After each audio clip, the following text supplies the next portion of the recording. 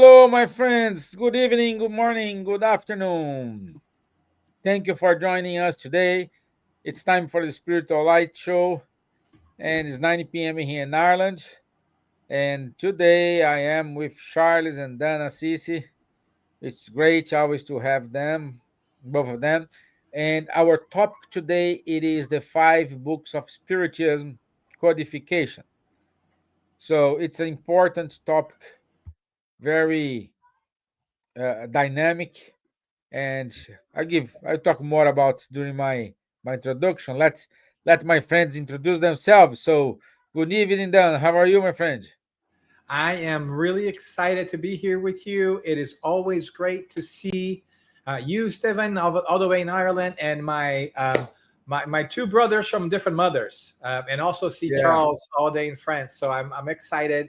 One of the great things about spiritual light and all these things is that we get to see each other. Not only do we get to share some thinking around some topics, but just seeing you guys makes my day. So I'm happy to be here. And I welcome everybody who may be watching this live or recorded afterwards. Thanks for being here too.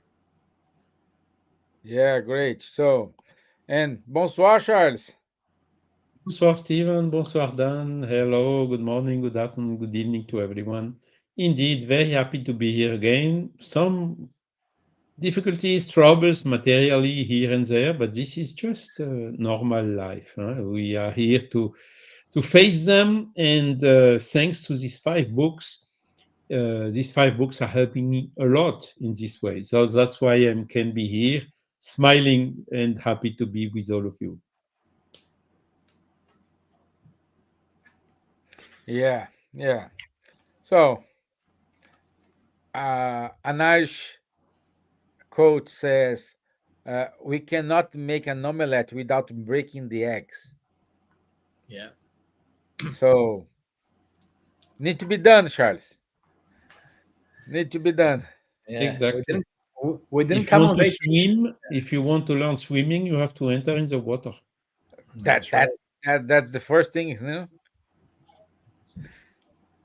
Okay, so our official topic today it is the five books of the Spiritist Codification, a map for spiritual growth. So, Wonderful what topic. are those five canonical works from Kardec? Number one, it is the Spirit's book. Number two, the Book of Mediums. Number three, the Gospel according to Spiritism. Number four, Heaven and Hell. Number five, the Genesis. And those five books form a coherent edifice that address the nature of Spiritist mediums practice, moral applications, cosmic justice, and scientific spiritual interpretation of the universe. Our main goal today it is map out how these works interlock, what it contributes, and how students might approach them in the study and in their life. Because this is a life manual as well. Okay, good. That's my humble introduction. And let's start with Spirit's book, which is the first one. What was the primary focus of the Spirit's book? You know, if I can, I would jump in there and say that it really helps, for me at least, to understand how these books came about. Because in the history of how the Spirits book was created, we can learn a lot about Spiritism and how these other books that came afterwards, right? And so the Spirits book for me, and Charles, who is a great scholar of Spiritism and does some wonderful research on Kardec and the early Spiritist luminaries, can come in, chime in later and correct me politely. But I think what is really wonderful about Spiritism from the beginning is that it has come out of a process of exploration and inquiry. Phenomena were taking place, This man, who we now call Kardec, I'm making a story short, you might have heard this before, decided to investigate that and went to different places investigating this phenomena. And out of this scientifically minded approach to understanding what was going on at the time, we came about to this first book, the Spirits book. And from the Spirits book, I think everything else begins. Spiritism really begins with the Spirits book. And in a matter of speaking, everything is contained in there. I see the other books or the codifications as unfolding of what we see in the Spirits book, right? So I see that there's 4 parts in the Spirits book: primary causes, the spiritual world, moral laws, and hopes and solaces. And so if you think about this, for me, there's a perfect connection on the wonderful brain of the educator at play, Kardec, of course, inspired by the spirits. But what he does is, the Spirits book, it is the primary causes, is the first questions, the building blocks to everything. The second book, the Mediums book, is about the spiritual world, which happens to coincide with the second part of the Spirits book. It's about how do we communicate with the spirits? What does the spiritual world look like? The third part of the Spirits book, called the Divine Moral Laws, right? It is really the Gospels explained by Spiritism, which unfolds and unpacks all the wonderful wisdom in the Sermon on the Mount that Christ has left us with, but understood a little bit deeper. And the last and fourth part of the Spirits book, which is Hopes and Solaces, it's really about us understanding the future and saying what is going to happen to us if we act a certain way or if we act a different way. So not only is it a wonderful book, the Spirits book, but it lays out the entire codification, sort of, and it also gives us a beautiful method for us to also look at how we can learn and how we can go about our lives. Let's look for the primary facts.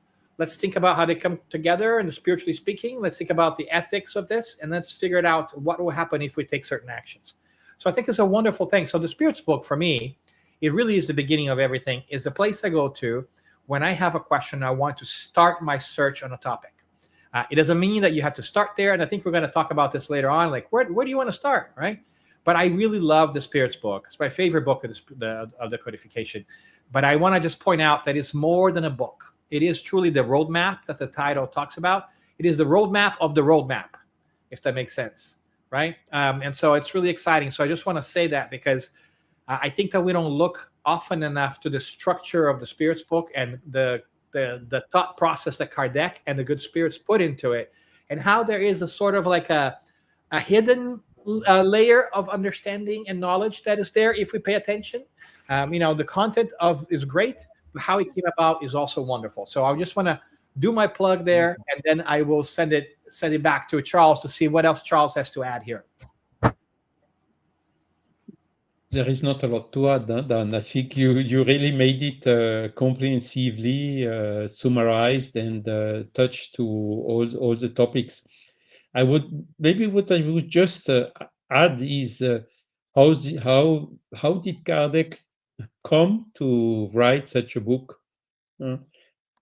So he is telling it himself in the posthumous works, saying how he got information about moving tables and tables answering to questions.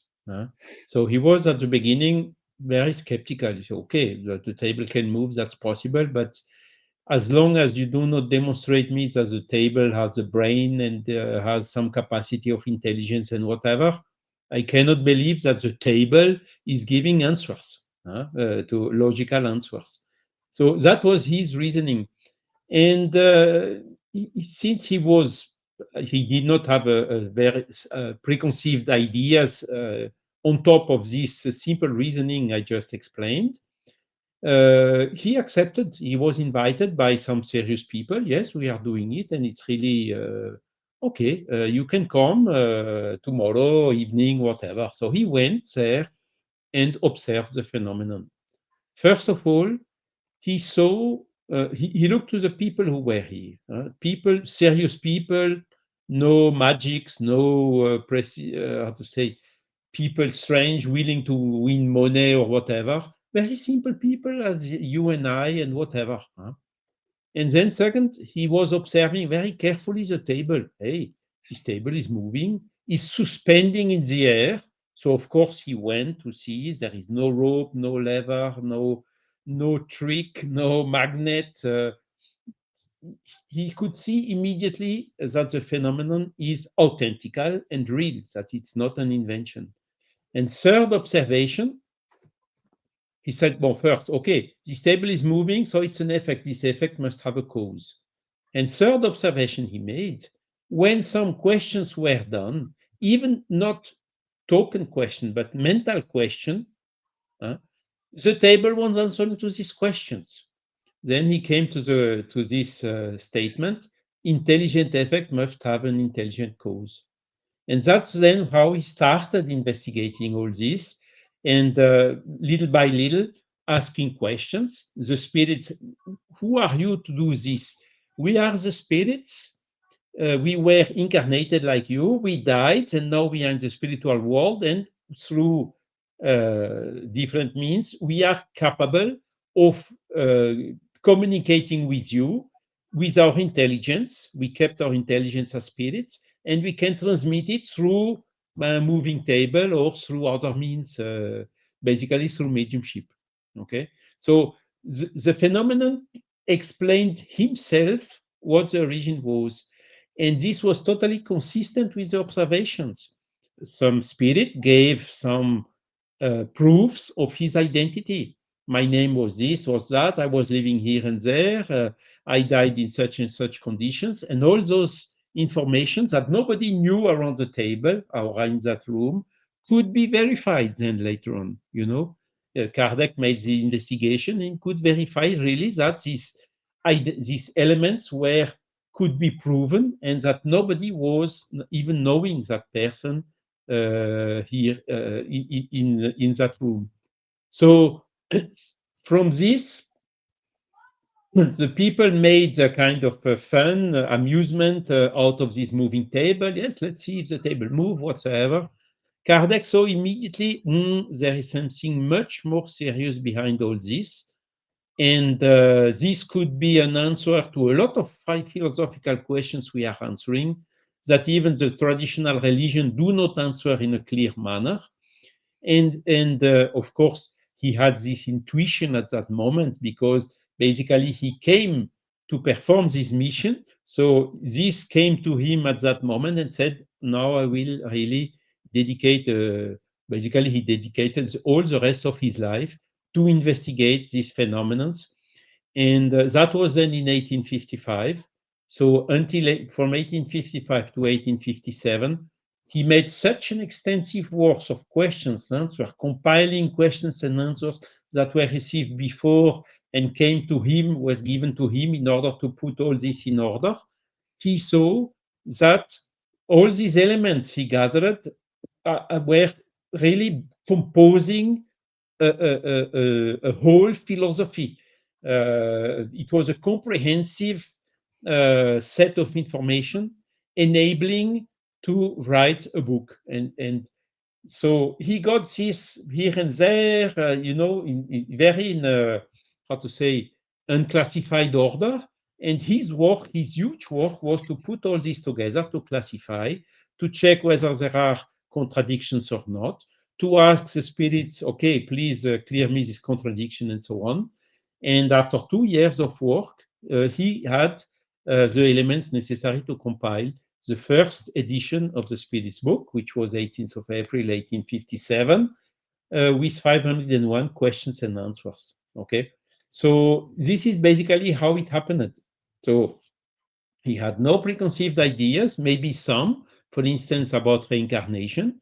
He was, no, stop, that the soul exists, I can admit that, but that it reincarnates, it's a little bit too much.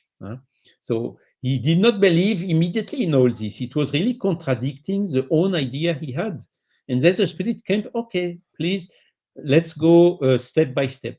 Think about this, think about that, look at he met, for instance, a young boy who had remembers from the past life, as Jan Stevenson did 150 years later, and so on. And through all the strength of the facts and the the strength of the arguments and the logic of the arguments, he ended up accepting, yes, of course, this makes a lot of sense. By the way, it's not new. This belief in reincarnation is from millenniums ago already. And it is really giving a logical answer in order to understand, for instance, the infinite goodness and mercy of God with all this apparent imperfection we can see around us and that we cannot explain by reasoning only on one life, you see. And what I would also add to Dan is the following. A lot of people, searchers, anthropologists, and sociologists, and whatever, have studied the phenomenon of spiritism. For instance, Lynn Sharp and a lot of others wrote whole books about it. But no one of them did an extensive analysis about the Spiritist philosophy itself, and except the Spiritist. Because I started this investigation, and I was at the beginning saying, no, cannot be. This is it's too nice to be true, you know. So okay, let's read it again and try to find where are the inconsistencies, where are the mistakes, where are the gaps, and so ever. So that was 40 years ago, and today I'm still looking for this gap. And so far, I was not capable to find any. And I would really love, and all the people I know who really seriously studied this philosophy, ended up saying, yes, that is really answering to a lot of questions in a very comprehensive, not exhaustive, because some questions are not answered. A lot of people say, no, Spiritism, body of knowledge, answers to all the questions. Stop, I say, that would be pretentious. And also that is not true, because there are a lot of points where the spirits answered, either we cannot explain this to you because you do not have yet the means to understand it, or in some other cases, they answered, we don't know, so we cannot explain it to you. So some questions have not been answered, and this is very important. But all what could be answered has been answered and is already enough to build this whole consistent, self-supported, comprehensive, logical, rational philosophy. And this came out of the observation of the facts, starting by the moving table. So it's really a kind of a revolution that happened. Because on top of this, and I told it here on this same channel several times, people say, no, but then you talk about good and evil, morality, and so on, so it's a religion. No, it's not a religion. You talk about spirituality, so it's a religion. No, it's not a religion, because Spiritism has no dogmatic approach, no pope, no hierarchical hierarchy as in the sacerdoce, and a lot of no rituals, you see. A lot of characteristic of the religion, Spiritism does not have at all. Some other people say Spiritism is a science. Okay, it uses a scientific methodology, which was at that time by basically Descartes and also Auguste Comte with the positivism, the first step of the scientific methodology. So this method has been applied by Kardec, and even Kardec anticipated some other criteria who came only later on in the epistemology. So Kardec followed a scientific method, but Kardec did not go to the extremes of Auguste Comte, for instance. We did not believe in God, did not believe in spirits. He was materialist. So this Kardec did not take. So again, he took the best of the religions, which is the moral teachings, which are universal. We can find in the Gospel, but also in the Quran, in the Vedas, and wherever. He took the best of the science, which is the methodology, associated both together in a new concept that he called Spiritism. And this is how it happened. So as if you say Spiritism is a religion, you push it back down to the old concept. If you say Spiritism is a science, you also push it back down to the old scientific concept. It's really something new, revolutionary, that is still today, 170 years later, almost, not yet understood as such. Because when something is popping up like this, you cannot classify, so it's giving a big confusion. And that's why I did not see yet, outside of the Spiritist movement, in the academics or wherever, some study or investigation of the philosophy itself, and also of this new disrupting characteristic of the Spiritist body of knowledge. Good. Thank you, Charles. It's a great. Thank God Kardec did it. Just we have a question here from Sila. She asked, "Have a curiosity that's simple, but I never remember to look up. Maybe you can help me. What order the books were wrote?" So correct me if I'm wrong, Charles. First one. This, Dan, do you want to answer? can you hear me? Can you still hear me? No, we cannot hear Dan. You're the mute, Dan. Yeah, sorry. I was trying to make sure No, it's my better. my background noise here. Well, I say we can take turns. The first one was in 1857. My favorite doesn't have to be your favorite, but it's my favorite. It is the Spirit's Book. That's the one that sort of started Spiritism officially. At least we like to think it this way. And this is where we see Kardec coining this idea that this is what Spiritism is, a spiritualist philosophy, and so forth. Right. The second one, the Medium's Book. And I like quite a bit the Medium's Book because there is also, I think, a beautiful thing about the Medium's Book, Charles. I don't know how you see it, but I love that after Kardec gave us all that knowledge, right, in the Spirit's Book, the second step is, let me show everyone how you can get that knowledge by yourself. Yeah. Right. Here is a message. Here's an empowering message. It's not like I'm starting a new thing and I won't tell anybody how to get that same information. I'm going to show you and tell you how I did that. And I think that is a brilliant piece. And the third one is, again, following that order of sections in the Spirit's Book, is the ethics, the moral piece. Because Kardec was living in a Christian Judaical society, and also the Spirits identified the Christ as being the greatest, more elevated spiritual being, but not the only one, but the most relevant one. In the Spirit's Book, in question 625, there's an exploration of Christ's morals in the Gospels explained by Spiritism, which is the third book. The fourth one is Heaven and Hell, which we're celebrating this year a little bit, having a wonderful anniversary there. And Heaven and Hell has a wonderful perspective about exactly what you guessed, heaven and hell, right? Breaking down this old ideas we had of heaven and hell with a lot of messages from spirits who are telling us what does the afterlife for them look like based on their actions here on earth. And the last and not least, which you would not find sort of a match in the Spirit's Book, is Genesis. And Genesis, I really think, is really beautiful in its own way, because for me, poetically, it reads as, in the structure of things, as we have studied all these things. We understand how the spiritual world works a little bit better now. Let's go back to everything that we knew about the creation of the world, the miracles in the Bible, and let's re-examine them, showing that Spiritism is a process, that there is no end. We continue to learn. And so Spirit's Book, Medium's Book, the Gospel, Heaven, Hell, and the Genesis. Exactly. Spirit's Book, 1857. Second revision, 1860. And then Medium's Book, 1861. Gospel According to Spiritism, 1864. Heaven and Hell, 1865. And Genesis, 1868. Voilà, those are the dates.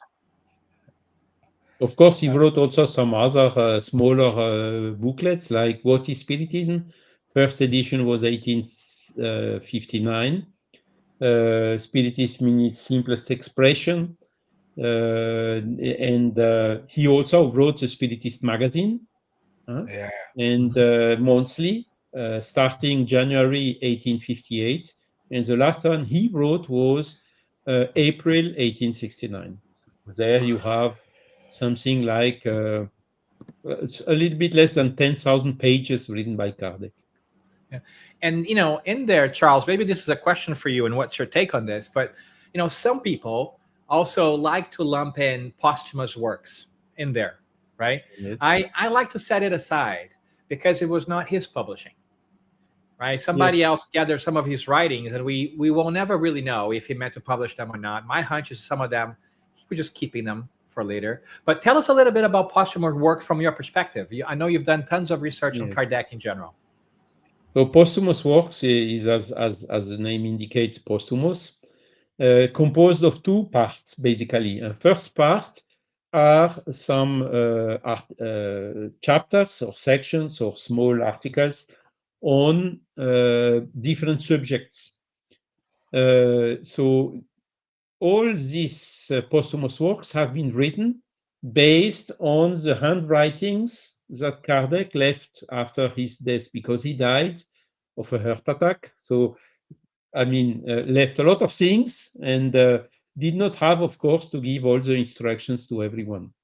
So this first part has already been published mostly in the Spiritist magazine after his death.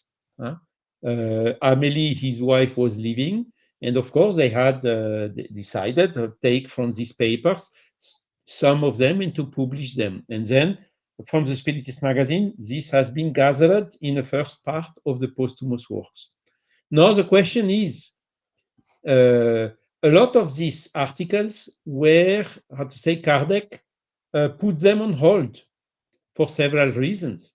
He only published an article when he had enough elements, what he so-called the so-called universality of teachings of the spirits, from different sources, independent as far as possible, one from the others, confirming the same on the same subject.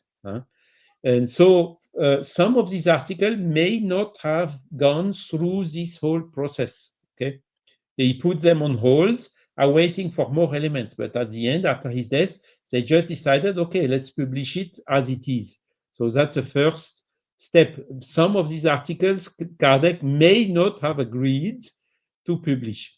And then the second part, and this one is, I would say, probably more authentic, because a lot of information we found out later on are confirming what was written there. Kardec started writing the history of Spiritism, how it started, exactly this, as I told you at the beginning, first contact, first meeting, how it developed, how he came to write the Spirits book, and so on. And those are really, this second part, published from the notes he wrote himself. So we do not have any guarantee, because we do not have the originals of the handwritings of Kardec in order to check whether what has been published in the book is exactly the same as Kardec had written, on top of his decision to publish it or not. And one original we found, and unfortunately that original, there is a mismatch. What has been written in the posthumous works does not match with the original. It's not fundamental, it's just a detail. It's about the revision of the book, the Genesis. There was a kind of a polemic at that time, and Lemarie did not want to amplify this polemic. And so some details have been modified therein. But at the end, the researches that have been done in the meantime show that the polemic was not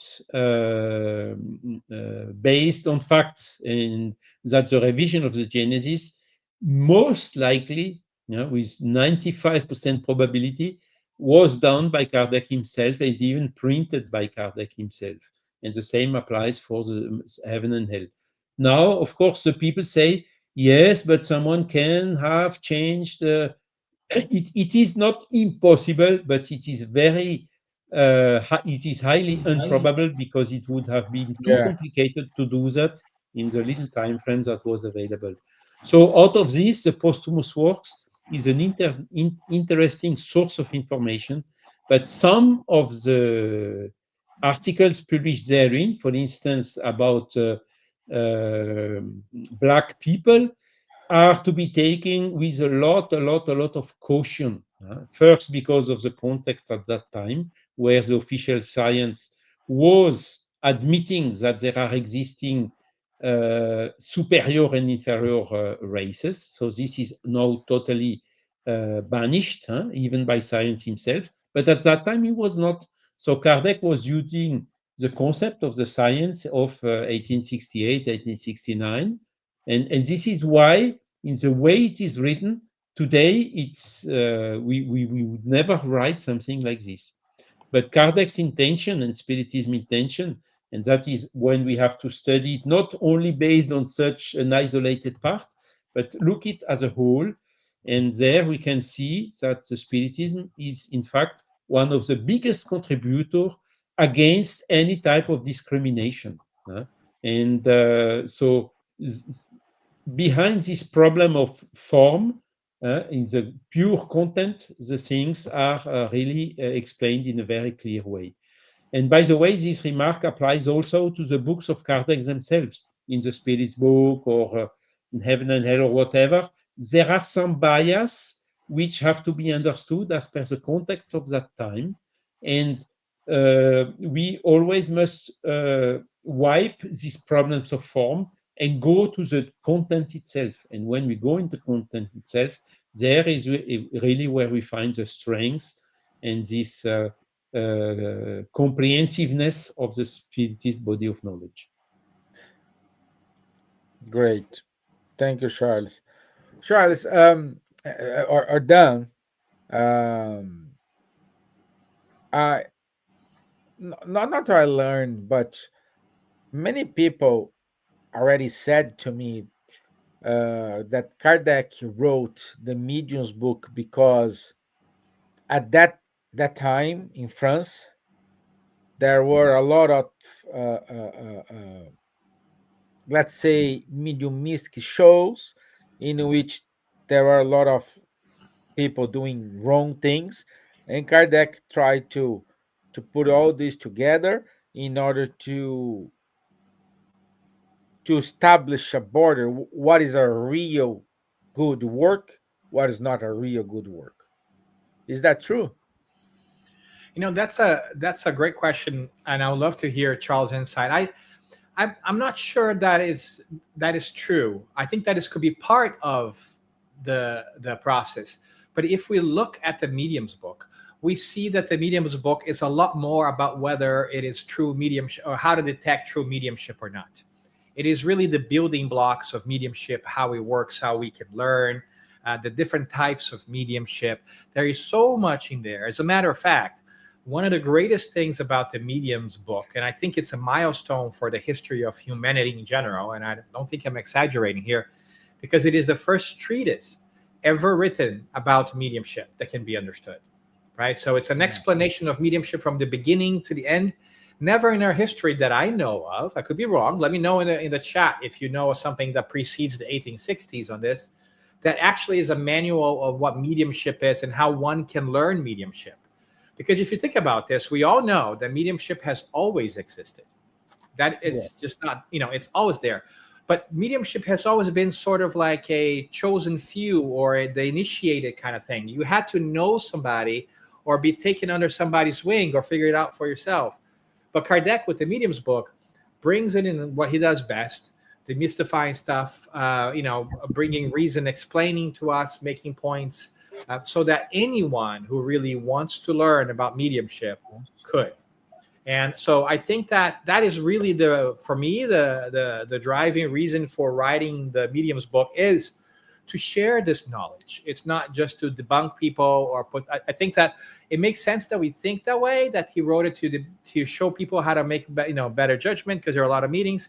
But that's sort of like how we would think. I think that Kardec was really at a higher level of thinking and analysis and thinking about how to make use of all this knowledge and the implications of this knowledge. I think Kardec was always good on the implications of things. And I think that is, for instance, too, and I don't want to derail us, a major difference between the French spiritualist movement, Spiritism, at the time, and the English spiritualist tradition, right? Whereas the English spiritual tradition continued to work on something that is very important, like existential proof of mediumship, like, demonstrations and so forth, Kardec did a really great job of understanding that, okay, we now know that life goes on. We now know that we're immortal spirits. What does that mean to us, and what are the implications? And I think that is, along with the understanding of mediumship, the greatest contribution that Spiritism brings us. But to go back to the medium's book, I really do think that it was a coordinated, intentional, rational approach to sharing with humanity for the first time ever a treatise on how is it that one can understand and work with mediumship in many different ways. But Charles has also a lot of historical context here, so he may have more context here that I'm not aware that he might want to add to the conversation. Thank you, Yeah, Dan. Thank you. you are fully right, Dan. He demystified the mediumship. I would even say he how to say it? He turned it more democratic. Yeah, he democratizes it. He makes it accessible for everyone. Exactly. So no mystification, no, you are medium, what's up, blah, blah, finished. And I fully agree that the medium's book is also still today the best, more comprehensive treatise about mediumship which has been published until now. Of course, you can find a lot of complementary literature. For instance, ectoplasm, the physical effects were not. Kardec could observe some with Daniel Douglas Home, only hands and so on, but he did not see when he was alive, for instance, complete materialization as they happened or have been observed by William Crookes, for instance. So there is a lot of complements on several topics. Gabriel Dolan also wrote some very good compliments. Léon Denis also in The Unseen about mediumship. But still, the one of Kardec, in Brazilian literature, of course, you can find also a lot of books about this obsession, about how to assist the spirits in need, more practically in the meetings, what is the role of the one who makes the dialogue with the spirits, and a lot of complementary information. But all the basis of all this was already in the medium's book. So that's really what is incredible. And again, 1861 from 1855, it was 6 years of observation only, or even 5, because the books came out in January. So it's really remarkable and a very good reference still today. Of course, in the medium books, you have also some biases, as I just explained, but which is only more about, how to say, the form is a little bit old-fashioned, but the content is absolutely, the ideas in it and the principles and the theories which have been advanced are absolutely fully actual. Great. Thank you, Charles. Thank you, Dan. Silas wrote, I think the medium's book may be also wrote to give credit to the mediums that worked in the first book and mediums in general that were having problems accepting and working with mediumship to open the door and acceptance in society. Acceptance, yeah. Yeah. Juana said those books were the consoler that Jesus promised. The spirits begin bringing the revelations to aid in the continuation of evolution on the planet. This is the continuation on our path to evolution, the textbooks for the new coming era, just as the New Testament was for the Christian's era. Yeah, and this, Interesting. yeah, Interesting this remark of Juana, because that's one also difference, as Dan just told, between the spiritist and the spiritualist, or even the psychist, the one which are more on the scientific aspects. Again, Kardec saw the table moving. He was convinced that the table moves without trick, without anything. But his primary focus was not on the phenomenon itself, as for instance, the Royal Society, they put some indicators of weight and forces applied here and there to make sure, is the table really moving, is it not? today, 150 years later, still is the table really moving? Is it really like this? Or no? Kardec did not focus on the physical phenomenon in him itself. He was more, or to say, on the consequences out of it. We have a soul. The soul survives to death. The spirits can communicate with us. And this has a huge implication. So that's why Joanna is saying it's a consoler promised by Jesus. Because indeed, I mean, in the Spiritist body of knowledge, we find answers to all the existential or philosophic questions. We get a meaning. What is the purpose of life? Why we are here? Why do we suffer? Why can we see so many apparent how to say differences between the people? You know, some rich, some other poor, some die young, some other die with 100 years, and so on. So, you know, all these basic questions, because the biggest problem today on the earth, one of the biggest problem is the people who take their life because they do not see the purpose of the life. But once you understand the purpose of life, you get a huge strength when you understand also the power of our soul. This is making your life, it's a completely game changer in your life. You see, the problems, you have much more strength to cope to the coping over the illnesses and whatever is much stronger. We see from where we are coming, we see also where we are going to. So it changes completely the vision. And that was basically the main focus of Kardec. He went immediately to the consequences, philosophical consequences out of this very simple phenomenon of a moving table, which has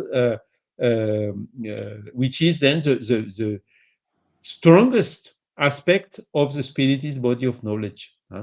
Of course, in the spiritualist movement, there are also some other differences, like the belief in reincarnation is not shared by all of them, albeit Jan Stevenson, which was not by chance in the US, brought a huge contribution analyzing the phenomenon and the thousands of cases and even birthmarks and so on.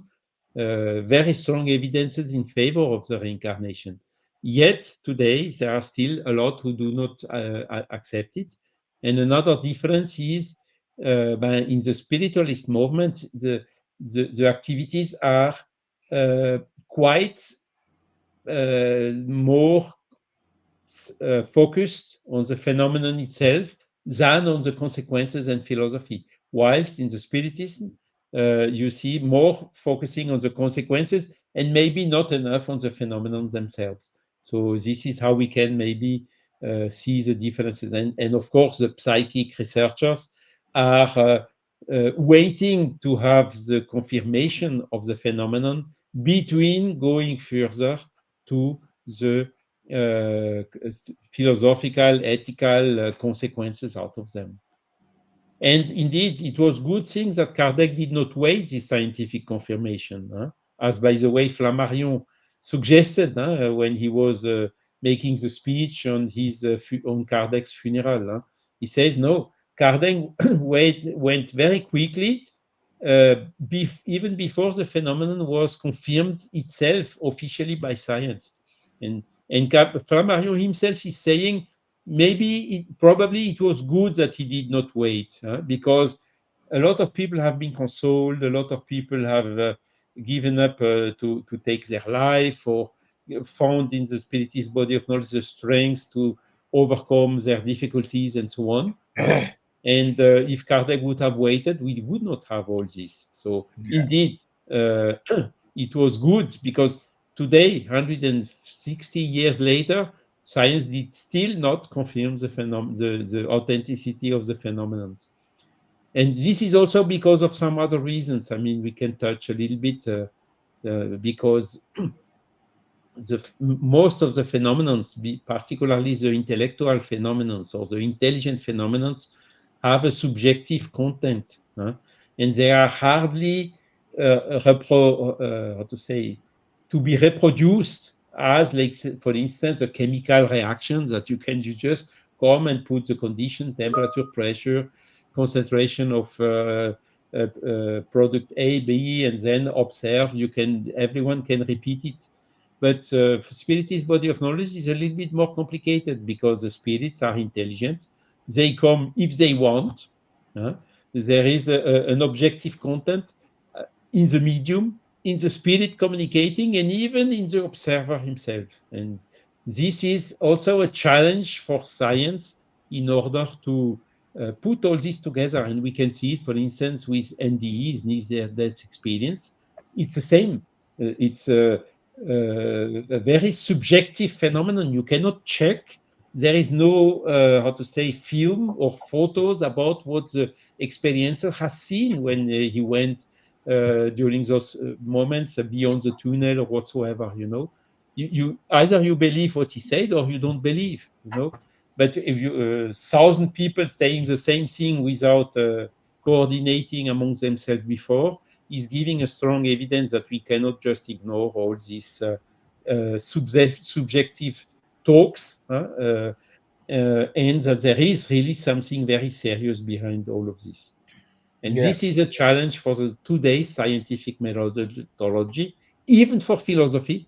I think the today's philosophy does not have the concepts in order to describe or to classify these new teachings which are coming from the spirits. Yeah. And very interesting, Charles. And it's all good knowing this background because this explains to everyone how reliable, how important the Kardec works here. And then I'd like to allow me to read because uh, I, I I have my heart divided between Spirit's book and the Gospel according to Spiritism. I know you are the Spirit's book, but I have a little bit in this the Gospel according to Spiritism, and many people says, "Oh, this is the Bible." It's completely different. And Kardec on the ob- on the I think the objective of this work wrote the following. Allow me to read here. The gospel can be divided into five parts: the events in the life of Christ, the miracles, the prophecies, the words taken by the church on which they based their dogmas, the moral teachings. The first four have been the object of controversies, but the last, however, has remained constantly inviolate. Before this divine code, even incredulity bows down. This is amazing from Kardec. He wrote this in 19th century. Mhm. Look at his view. It's amazing, it. It is. It is wonderful, and and it's one of the things to sort of like connect Charles' previous conversation to this one too. Is it's not only a sign of Kardec, but the sign of the times that these books came into, right? The codification. I tell people sometimes that the Spirit's book or Spiritism is ahead of its time, but not before its time. And what do I mean by that? I mean, we are finding things in Spiritism and the way it was structured that to this day we're still learning about and we're still being wowed by it. But we could not have had Spiritism if it were not for that age of reason and that was developing in the 1800s, right? This whole idea of, we're going to pay attention to science and reason and philosophy, and we're going to use a scientific method and we're going to think about things. And I think you see that in Kardec's thinking, a really precise and really powerful analysis, right, of the different parts of the Christ message. And it's not something that he came up with. I mean, there are a lot of people who have always studied the gospel, which is the teachings of the Christ, right, and divided into different parts and so forth. And so what Kardec always brings to the table, and I think that we see that reflected in Spiritism in general, is this overall reflection about not just the content itself, but the bigger perspective about it and the context he has and how it can be utilized. So I think that, like anything else, it really is a stroke of genius to say, hey, we can argue a lot about the details, but let's focus on the ethical teachings here, which are really superb, right? And that is really great, because by doing that, he also separates Christ from religion in general, right? Because religiosity, or whatever you want to talk about. Let's talk about like the philosophical and ethical teachings of his. And I wonder why. I wonder if that does not explain why the Gospels explained by Spiritism is mainly focused on the beautiful statement,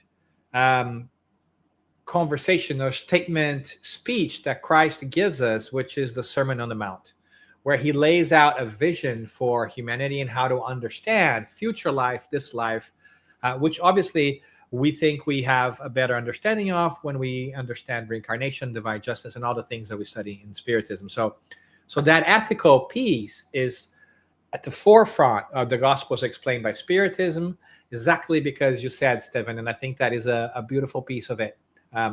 One of the challenges that we still face with today is separating the religious image of Christ from the ethical and moral teachings of Christ. And I think Kardec does that beautifully in the Gospels explained by Spiritism. Yeah. Charles, do you want to wrap up? Because Yes, we only have 3 minutes. it's absolutely true. I mean, I think one big hurdle we have today, particularly in Europe and in I think in North America the same, is religion with the time and all what they have, what has been all these religious wars. And we talked about the medium in the 18th century were considered as witches and burned. So you don't say that's why the spiritist, but it could only happen in the 19th century. 18th century it would not have been possible. But all what the Inquisition and so on, there is a negative perception of religion. In Brazil, it's not the case. So there, Spiritism religiosified. It grew with a religious bias. Why? Because their religion is perceived positively by the population. But what Kardec did exactly, he took from the religion, as Stevan, as you read it at the beginning, he doesn't take all what is polemic and so on, the history of Jesus was there and was not here. No, look what he said. Do unto the other what you would like the other to do unto you. Tell me what's wrong in this. And nobody will tell you it's wrong. And as we told also on this platform, you can find the same statement in Hinduism, in Buddhism, in Confucius, in Quran. So those things, these moral teachings that came out of the gospel, Kardec took off the gospel because it is this that was available at that time. There was little information from Hindu, from Buddhism available in the Occidental languages, and the access was much more complicated than today. But these teachings, these moral teachings that given by Jesus are universal. And this is also a huge finding. Kardec made out of them the book third of the Spirit's book about the natural and moral laws. And it is really something where everyone can come and gather. Because it would be very pretentious to say God sent Jesus only for Occident and forgot the Orient and so on. No. God did not make favor to anyone in detriment of anyone. That God is infinitely just.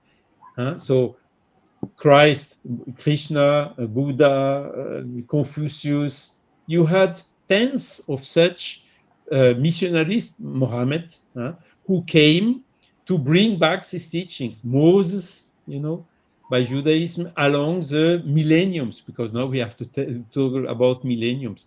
And what Kardec did is just, okay, it was parable, it was wrongly interpreted, the transcription, translation were wrong, and so on.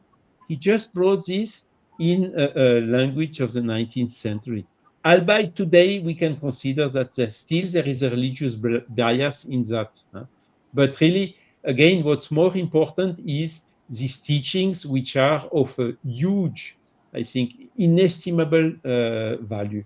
And this is also, I would say, answering to this consoling effect that is attributed commonly to the Spiritist body of knowledge. And we know in France we have Muslims which turn Spiritism, we have Hindus who turn Spiritism, Buddhists who turn Spiritism. So this is a proof out of it, because they can find in the content of the teachings the basis of their own culture, of their own origin, of their own religion. Wonderful, my friends. We are on time. We needed to go to our announcements, but I want to say thank you. Thank you. Linda Darnell Fly, thank you for being with us. Long time don't see you, my dear. Thank you, Juana. Juana, you wrote wonderful things here. I just read part of it, but thank you so much for your collaboration. It's very good for us. Thank you, Sila, for your messages. Uh,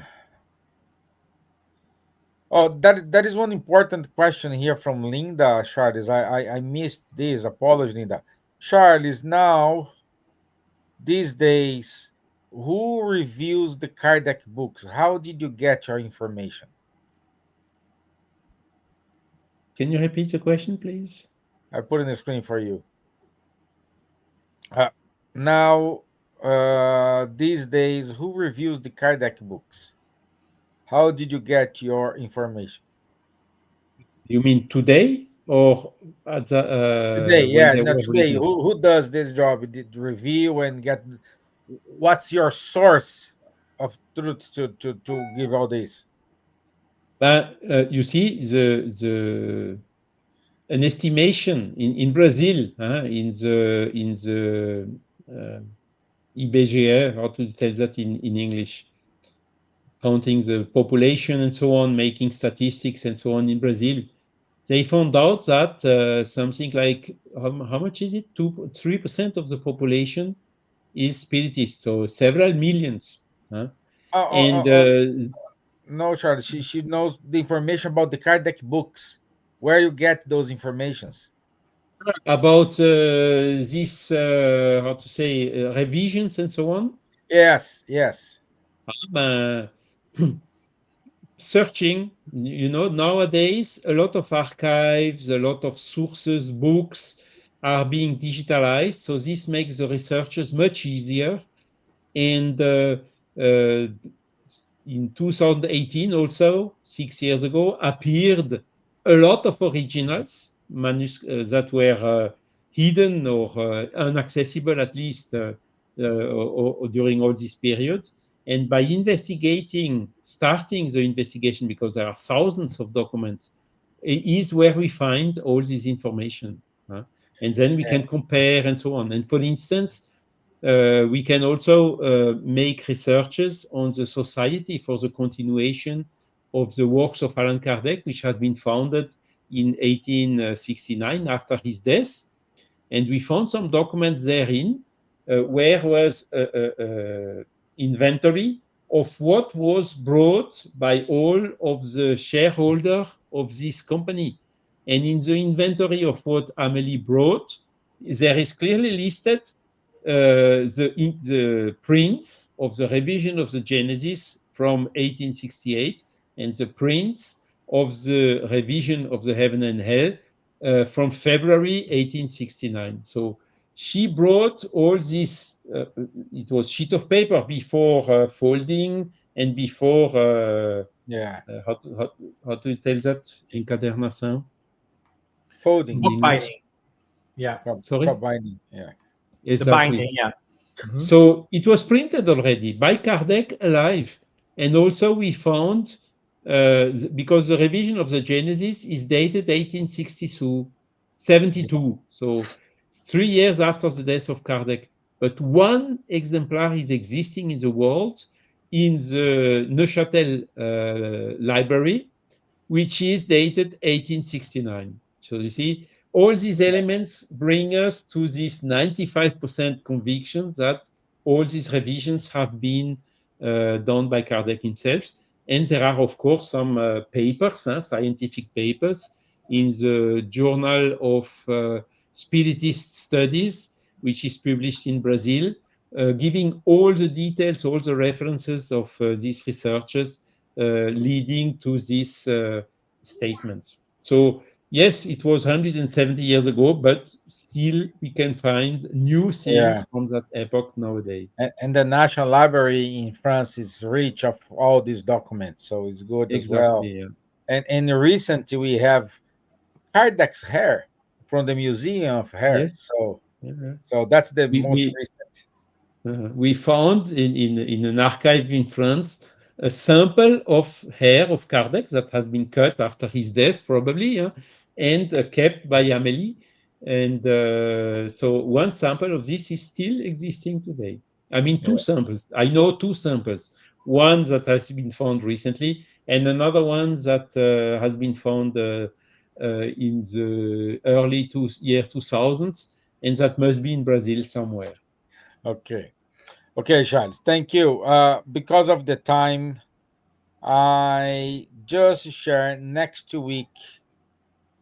Um, Next week